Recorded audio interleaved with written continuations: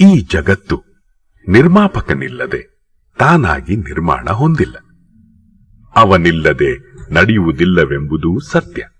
ಮಾತ್ರವಲ್ಲ, ಈ ಜಗತ್ತನ್ನು ಆಳುವವನು ಒಬ್ಬನೇ ಆಗಿದ್ದಾನೆಂಬುದೂ ಸತ್ಯ.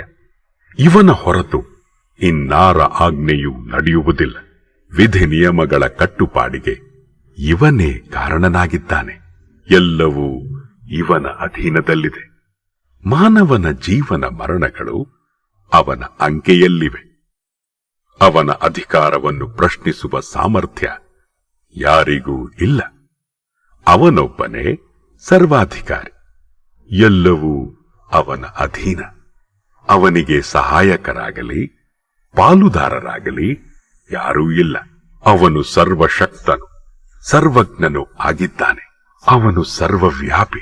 ಅವನನ್ನು ಎಲ್ಲಿಂದ ಪ್ರಾರ್ಥಿಸಿದರೂ ಅವನು ಆಲಿಸುತ್ತಾನೆ. ಅವನು ನಿರಾಕಾರನು. ಅವನಿಗೆ ಯಾವುದೇ ಆಕಾರವಿಲ್ಲ. ಮಾನವನ ಊಹೆಗೂ ಮೀರಿದ ಅಸ್ತಿತ್ವವುಳ್ಳವನಾಗಿದ್ದಾನೆ. ಅವನಿಗೆ ಯಾವುದೇ ಸಂತಾನವಿಲ್ಲ. ಅವನು ಯಾರ ಸಂತಾನವೂ ಅಲ್ಲ. ಅವನಿಗೆ ಸರಿ ಸಮಾನರು ಯಾರೂ ಇಲ್ಲ.